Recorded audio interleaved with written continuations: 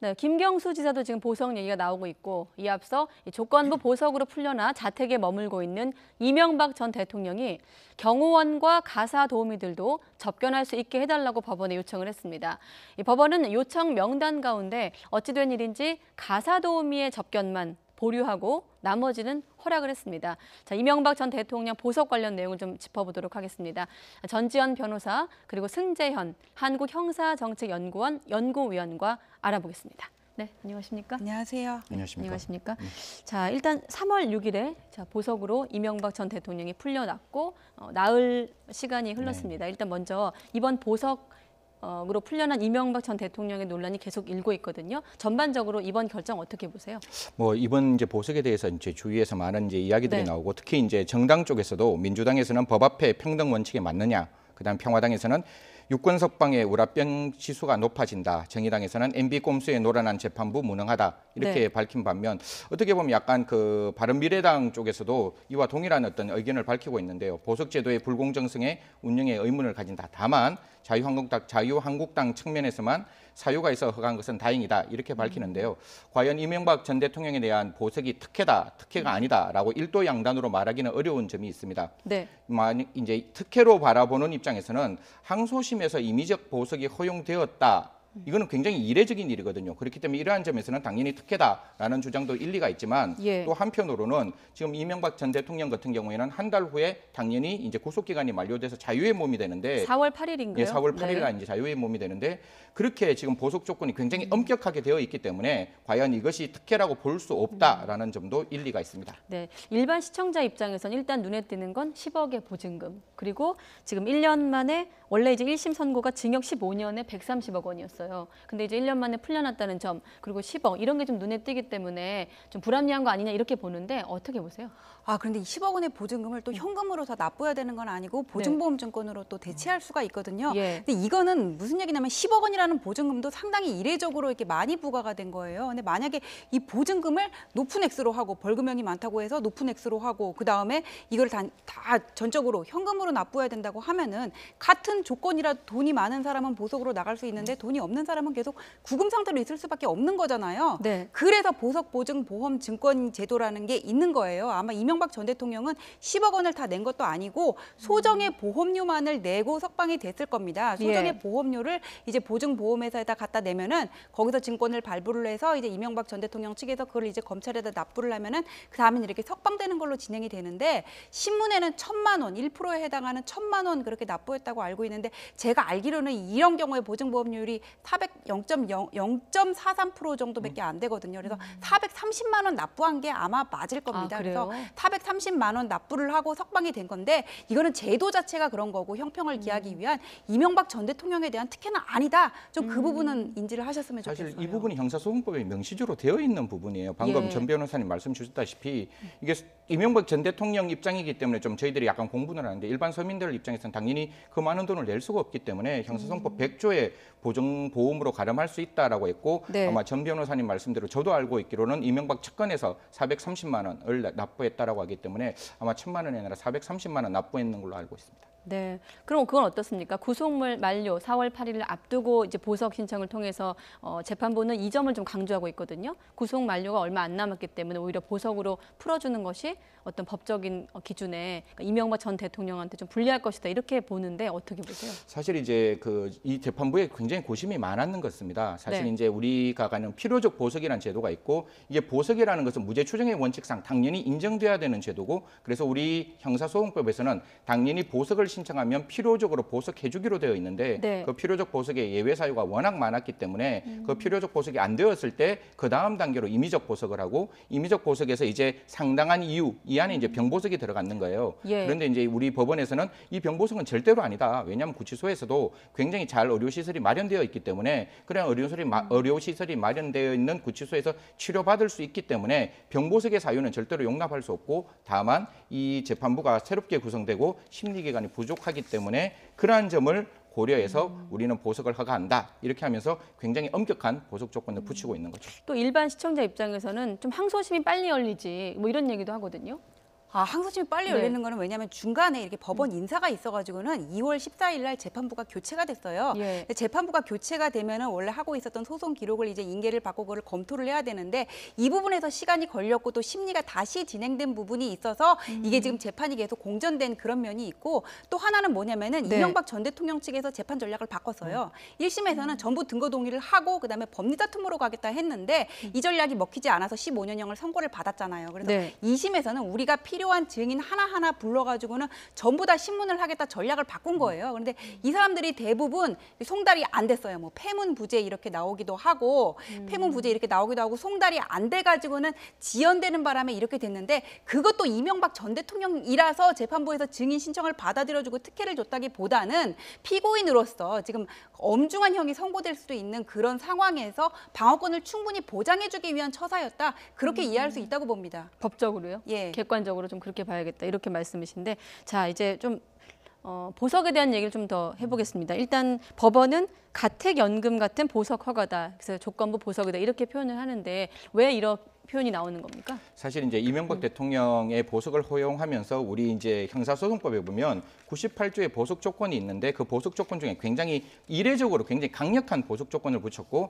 그 중에 하나가 이제 자기의 친인척 이외에는 어떤 사람과도 뭐 SNS나 전화나 이런 걸 할 수 없는 것이고 그다음 병원에 가달라고 요청했는데 병원도 갈 이유가 안 된다. 왜냐하면 당연히 구치소에서 치료할 수 있었는데 네가 그런 건강상의 문제가 아니기 때문에 네. 병원에도 갈 수 없다. 그다음에 이제 주위에 있는 사람들과 이제 면담도 안 된다. 이런 조건을 이제 붙였는데 이제 우리가 바라볼 때는 과연 이게 실효성이 있겠느냐라는 의문점이 굉장히 많이 드러납니다. 네. 왜냐하면 그것이 그 어떤 경찰관이 매일 지킬 수 있는 것도 아니고 전화 같은 경우에는 다른 전화를 통해서 전화를 한다면 당연히 그 주위에 있는 증인 아직 증인 신문이 안 되었거든요. 네. 증인 신문들과 이렇게 연락을 할 수 있는 거 아니냐 이런 이제 의문이 있는데 다만 지금 제가 한 가지 말씀드리고 싶은 거는 네. 옛날에는 아날로그 세상이었는데 지금은 디지털 세상이거든요. 그래서 전화를 하게 되면 당연히 전화 녹음도 되고 전화의 어떤 그 발신 전화의 어떤 착신도 확인될 수 있는 부분이고 지금 같은 경우는 옛날과 달리 국가 공권력 이외의 시민들이 전부 다 채정할 수 있는 입장이거든요. 그래서 그 앞에 있는 어떤 사람이라도 휴대폰을 갖고 채정을 한다면 네. 누가 들어가는지 어떻게 통하는지는 알 수 있는 부분이기 때문에 과연 이명박 전 대통령이 그럼에도 불구하고 보석 취소를 각오하고 이런 행동을 할 것인가에 대해서는 뭐 조금 다른 생각이 있을 수 있을 것 같습니다. 네. 이 전 대통령 앞서 그 그래픽이 지나갔지만 본인은 공사를 구분하는 사람이고 보석 조건을 지키겠다 이렇게 표현을 했습니다. 이 전 대통령 측에서 그리고 또 14일부터 회의를 한다고 해요. 매주 목요일에 이제 잘 지키고 있는지 이런 부분이 있긴 합니다만 그래도 지금 일각에서는 실효성이 좀 낮은 거 아닌가 이런 지적이 나오거든요. 어떻게 예, 보세요? 뭐 실효성은 100% 완전히 지킨다 그게 담보돼 있지는 않아요. 사실 경찰이 무슨 24시간 모니터링을 할 수 있는 것도 아니고 네. 보석을 허가해주면서 재판부가 검찰에다가 조건을 잘 지키는지 체킹을 해봐라고 했는데 이게 관리는 경찰서에서 하거든요. 근데 경찰이 그걸 어떻게 집안에 들어가가지고 누구를 만나는지 어떻게 일일이 감독을 하겠어요. 뭐 그리고 예를 들어 차가 들어가면 일일이 다 확인하나요? 그런 아니요, 거 좀 그것까지는 궁금해요. 그거는 확인할 수 있다고 봐요. 그때 경찰이 있었으면. 근데 그걸 경찰이 집 앞에서 24시간 지키고 있는 거는 아니잖아요. 네. 눈에 띄었으면은 모르겠는데 아니면 제보가 들어왔거나 그런 게 아니면 또 가족 누구를 만나기 위해서 들어간다 그럴 수도 있고 다른 사람 폰을 이용해가지고 전화를 했을 때 그 사람이 얘기 안 하면 또 모르는 부분이거든요. 네. 그래서 이게 확실히 담보될 수는 없는 것 같은데 이명박 전 대통령 측에서도 이 부분은 상당히 신경을 할 것 같아요. 아까 위원님 말씀하셨듯이 이제는 디지털 세상인 거잖아요. 그다음에 네. 만약에 이렇게 조건을 어겼다는 게 발각될 시에는 보증금의 전부 또는 일부가 몰수가 되고 그때는 이제 보험회사에서 납부를 하겠지만 나중에 이명박 전 대통령한테 구상이 들어오고 또 다시 구속이 될 수도 있는 부분이기 때문에 본인들도 여기에 대해서는 충분히 각별히 주의를 하지 않을까 싶어요. 그런데 이게 100% 완전히 담보되는 거냐 물어보신다면은 그건 아닙니다. 네, 거기에 대해서는 확신할 수는 없다 네, 이런 네. 생각이신데 좀 구체적으로 지금 이제 나온 뉴스를 보면 앞서 제가 말씀을 드렸지만 가사 도우미의 접견만 보류하고 뭐 예를 들면 경호원 그죠? 경호원, 수행비서 여기는 명단에 지금 들어가 있거든요. 이 부분은 왜 법원에서 11명만 이거 허가를 한 겁니까? 사실 이제 이명박 전 대통령은 여전히 대통령으로서 우리 법이 인정하고 있는 대통령 예우에 관한 법률의 대상이 되기 때문에 그 예우에 관한 법률의 대상에서는 세 분이 분명히 들어가 있습니다. 비서관, 네. 그다음에 운전기사, 경호원이 들어가 있고 지금 11명이 아마 그런 전직 대통령 예우에 관한 법률에 따른 필수 인력 명이고 그 가사 도우미 2명에 대해서는 아마 법원에서 좀 더 신중한 검토를 통해서 그 부분에서는 확인하겠다라고 이야기를 하는데 예. 뭐 당연히 뭐 운전기사와 경호원, 비서관이 그 대통령 예우에 관한 법률이 있다 할지라도 당연히 외부로 나갈 수 없는 상황인데 운전기사까지 있다는 점, 그리고 과연 그 지금 국민들이 바라보는 시각에서 과연 가사 도우미가 과연 대통령에게 필요한지에 대해서는 조금 고민해 봐야 될 것 같습니다. 국민의 법 감정상. 네네. 그러면 앞서 말씀하신 예우에 대한 법률이 지금 보면 보석 요건보다 좀 더 뭐 까다롭다고 해야 되나 상위에 있다고 볼 수 있는 건가요? 아, 예우에 관한 어떤 법률은 건가요? 뭐냐면은 전직 대통령이라면은 금고 이상의 형이 확정되거나 아니면은 뭐 국적을 상실했다 이런 경우가 아니면은 계속 뭐 비서라든지 기사 그다음에 경호원은 둘 수가 있어요. 아직 근데 재판이 네, 중이니까. 이명박 전 대통령도 아직 살아 있습니다. 근데 구치소에 들어가 있었기 때문에 물리적으로 그게 불가능했다는 거거든요. 이번에 구치소 들어갈 때도 경호 인력이 그 앞에까지는 따라간 걸로 알고 있거든요. 예. 근데 이제 지금 어쨌거나 보석이 허가돼서 밖으로 나왔으니까는 그거를 다시 회복해 준다는 그런 의미라고 보시면 되고요. 근데 제가 볼 때 가사 도우미는 집이 넓어서 뭐 이게 물리적으로 혼자 김유동 여사가 다 못해서 그런다는 건지는 모르겠는데 이게 직계 혈족이 그 자녀가 3명으로 제가 알고 있거든요. 네. 그 가족들 간의 협조가 뭐 잘만 이루어진다면은 동성 같은 거를 충분히 피할 수도 있는 문제라서 가사 도우미까지는 좀 너무하다 그런 생각이 듭니다. 그렇군요. 자, 그러면 보석 조건을 만약에 잘 안 지켰을 경우는 어떻게 되는지도 한번 설명을 해주시죠. 우리 전 변호사님께서 말씀 주셨다시피 네. 일단 보석 조건을 안 지키면 그 보석의 효과가 없어지는 거예요. 그냥 보석이라는 것은 구속의 효과가 없어지는 것이 아니라 구속의 효과를 잠시 정지하고 있는 거기 때문에 보석 조건을 위반하면 첫 번째 다시금 구속될 수밖에 없는, 그러니까 다시 구치소로 가야 되는 것이고 네. 두 번째는 지금 이제 저희가 알고 있는 430만 원은 보증보험으로 냈는 건데 네. 그게 만약 보석 조건을 위반하게 되면 그 보증보험의 그 근거가 되는 10억, 네. 10억을 그 법원에게 납부하고 그 보증보험에서는 이명박 전 대통령의 10억을 구상할 거기 때문에 지금 내는 거는 430만 원이지만 보석 조건을 위반하게 되면 10억이라는 그 금액에 대한 구상권이 들어오게 될 것이고 또 보석 조건을 위반하면 과태료, 감치 명령을 받게 될 수 있습니다. 네, 이 전 대통령 입장에선 이 두 가지 문제, 다시 구속되는 것과 이 보증금 반환인가요? 네. 정확한 표현이 뭐 어떤 게 더 신경이 쓰이나요? 다시 구속되는 게 더 신경 쓰이지 않으실까요? 뭐냐면 지금 벌금은 이미 130억 받으셨단 말이에요. 네. 그런데서 뭐 보증금 10억 나가는 것보다는 이게 또 그 다시 구속된다는 거에 대한 한번 감옥에서 나오면은 다시 들어갈 때 그 심리가 더 이게 견딜 수가 없다고 하거든요. 그거랑 그다음에 명색이 전직 대통령이었는데 이러한 조건을 준수하지 않고 뭔가 끔수를 위해서 법원이 내린 보석 조건을 위반했을 때의 그런 그 명예 상실감 이런 것들이 더 크지 않을까 싶습니다. 네, 그렇군요. 자, 그래서 그런 국민의 어떤 법 감정 때문에 제가 질문을 드린 거고 이 부분에 대한 것도 좀 궁금증이 있어요. 김장환 목사, 보수 개신교의 원로인데 이것도 좀 이 전 대통령 측에서 검토하고 있는 것으로 지금 알려지고 있는데 이런 종교적인 부분은 어떻습니까? 사실 대한민국 모든 국민은 종교적 자유가 보장되어 있고 네. 이명박 전 대통령이 아마 장로님이시고 굉장히 그 신실하신 분이라고 저도 알고 있고 이제 저 김정환 그 목사님께서 극동방송국 이사장을 지내시고 두 분 사이 굉장히 친밀한 관계가 있으신 줄로 알고 있어요. 그래서 네. 아마 주일날 그 일요일날 교회를 가지 못하니까 그런 어떤 목사님과 통해서 어떤 그 신앙생활을 하기 위한 멘토로서의 김장환 목사님을 신청했는 건데 뭐 이 부분은 예를 들어 증거인멸에 염려만 없다면 종교의 자유가 허용되는 입장에서는 이 부분은 좀 법원도 한번 고려해봐야 되지 않을까. 그러니까 뭐 이거는 캐톨릭이 됐건 불교가 됐건 기독교가 됐건 그 사람의 종교의 자유에서 그 사람의 마음의 심적 안정을 취할 수 있다면 필요한 부분이지 않을까 생각합니다. 그러면 또 이렇게 얘기가 흘러가다 보면 이쯤 되면 그럼 다 되는 거 아니냐 이런 의문도 들거든요. 아니 근데 다 만날 수 종교의 있는 거 자유라는 거는 구치소 네. 내에서도 허용을 해주고 있어요. 왜냐하면 수용자들이 이렇게 회개를 하고 뭔가 마음의 안정을 받기 위해서.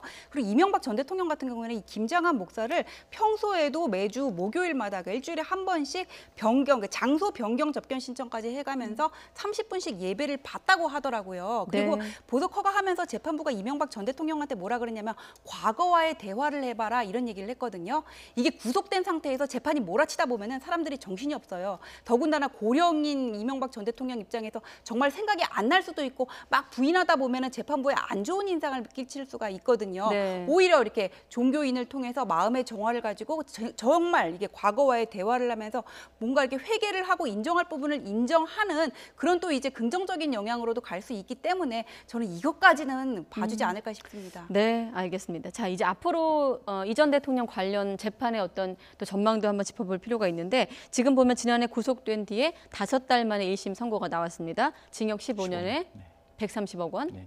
앞으로 어떻게 2심은 어떻게 전망하세요? 사실 뭐 정 변호사님 뭐 저희가 많이 논의했지만 2심에서는 제일 중요한 게 증인들의 증언이거든요. 그래서 네. 이제 법원에서도 그런 증인들을 이제 강제 구인하겠다라고 해서 뭐 이팔성 전 우리금융지주회장, 그다음 김백준 전 청와대 총무기획관, 그다음 김성우 전 다스 사장 등 그런 분들 다 소환해서 어떻게 보면 지금 이제 불구속 재판이기 때문에 충분히 그 기간에 어떤 그 제한은 없어졌거든요. 그래서 이런 사람들에 대한 정언을 정확히 들어서 제가 생각했을 때 정말 불법이 있으면 그건 대통령도 법 위에 있을 수는 없거든요. 당연히 그 불법에 대해서는 책임을 물어야 할 것이고 또한 네. 이런 증인들의 증언이 충실하게 나와서 만약에 죄가 없는 사람이라면 그 죄가 없는 것을 밝혀지는 그런 어떤 과정이 필요하다고 생각합니다. 네, 재판부는 말씀하신 대로 핵심 증인들을 영장을 발부해서라도 좀 데려오겠다는 네, 입장이 강제 구인도 시사를 네. 했어요. 지금 서울고등법원 홈페이지에 언제 증인 신문 예정돼 있다고 이렇게 공고를 했습니다. 송달을 했는데 이게 집에 없으니까 이제 기타 상당한 다른 방법을 택한 거예요. 그래서 소환하지 않으면 아니 그 출석하지 않으면은 강제 구인까지 하겠다 지금 이렇게 시사를 하고 있는데 그럴 수밖에 없는 게 이게 이명박 전 대통령을 보석 허가를 해준 다음에 이게 재판이 지연되면은 이 비난을 고스란히 재판부가 받을 수밖에 없거든요. 그래서 스피디하게 진행할 수밖에 없는데 네. 제가 볼 때는 이명박 전 대통령 측에서도 이거 계속 이렇게 연장을 노려가지고는 재판 지연을 노려가지고는 추가 증인 신청을 할 가능성도 있다고 봐요. 근데 이명박 전 대통령 이 사건에서 증인 신문이 왜 중요하냐면 뭐 뇌물이나 직권 남용 이런 것들이 많은데 그 단초가 된 거는 다스가 누구 거냐는 거였거든요. 네. 다스가 실질적으로 이명박 전 대통령 거라는 게 이게 확정이 돼야 그다음에 횡령이라든지 뇌물을 다스 소송비 대납받은 거 이런 것들을 논의할 수가 있는데 여기서 가장 중요한 이게 증거가 됐던 게 증인들이 진술이에요. 이팔성 뇌물 같은 것도 그렇고. 네. 근데 만약에 이 부분이 틀어지면은 이게 1심 결과가 완전히 번복될 수 있기 때문에 앞으로 이 증인 신청과 신문에 이명박 전 대통령 측에서는 심혈을 기울일 것으로 봅니다. 그렇군요. 증인이 관건이군요. 자, 보석 관련해서 짧게 한 가지만 더 질문을 드리면 이번 그 이 전 대통령 보석 이후 박근혜 전 대통령에 대해서 또 초점이 나왔었고 맞춰졌고 김경수 지사 이 두 부분인데 일단 박 전 대통령 같은 경우는 어느 정도 이제 결론이 나온 거고 김경수 지사는 어떻게 전망되고 있습니까? 사실 이제 37일 만에 이제 네. 그 보석을 신청했는데요. 사실 김경수 그러니까 김경수 지사 입장에서도 제가 그전 말씀드렸지만 모든 국민들은 무죄 추정의 원칙이 있기 때문에 당연히 보석 신청하는 것 자체를 가지고 왈가왈부할 수는 없는 거예요. 법이 허용되어 있는 제도고 제도를 활용하는 데 대해서 뭐 다르게 말할 필요는 누가 없는 됐든, 것이고 누가 예. 됐든 다만 이제 김경수 전 지사 입장에서는 증거인멸 없지 않느냐. 그리고 도주 우려가 네, 없다. 김경수 지사. 예, 김경수 지사 입장에서는 증거인멸의 우려가 없다, 도주 우려가 없다. 왜냐하면 지금 지사 활동을 하여야 되기 때문에 그런 점이 없지 않느냐. 또한 도정 공백이 너무 많으니 기본적으로 현실적 이유에서 기본적으로 보석을 신청해달라. 그리고 마지막으로 법치주의적 관점에서 뭐 방어권 보장 차원에서 좀 이렇게 보석을 신청해달라라고 하는데 아마 법원에서 이 모든 점을 고려해서 신중하게 판단하리라고 생각합니다. 근데 저는 이 도정 공백은 사실 뭐 이제까지 재벌 총수들이 구속됐을 때 항상 얘기했던 게 경영 공백이었거든요. 그때 홍준표 지사랑 이렇게 비교해가지고 왜 누구는 구속하고 누구는 석방하냐 이렇게 얘기를 하는데 네. 근데 이게 또 그 이후에 재벌 총수들이 구속된 걸 보면 이 사람들도 다 경영 공백 얘기를 했는데 또 이게 뭐 증거인멸 가능성도 뭐 일반인 입장에서는 솔직히 퀘스천 마크인데 구속된 경우들이 많거든요. 그래서 저는 이 도정 공백 주장이 권한 대행 체제로 유지가 되면 되는데 받아들여질까 싶은데 문제는 이 증거인멸 가능성이거든요. 필요적 보석이 원칙이고 나중에 사정 변경이 있냐를 본다는 거는 법원의 판단을 먼저 있었던 법원의 판단을 존중해서 이제 이게 안 된다는 건 아니거든요. 네. 근데 그 김경수 지사 판결문을 보면은 대부분의 증거가 드루킹 일당의 진술이라든지 이미 법원에 제출이 된 그 USB 내용물들이란 말이에요. 그래서 추가 인멸 가능성이 없다는 부분을 변호인 측에서는 강조할 걸로 보이는데 법원이 어떤 판단을 내릴지는 지켜봐야 되겠습니다. 네, 앞서 제가 전해드렸습니다만은 허위범 특검팀 같은 경우는 이제 허락하지 않아야 된다 이런 입장까지 나온 상황이라서 좀 더 이 부분도 지켜보도록 하겠습니다.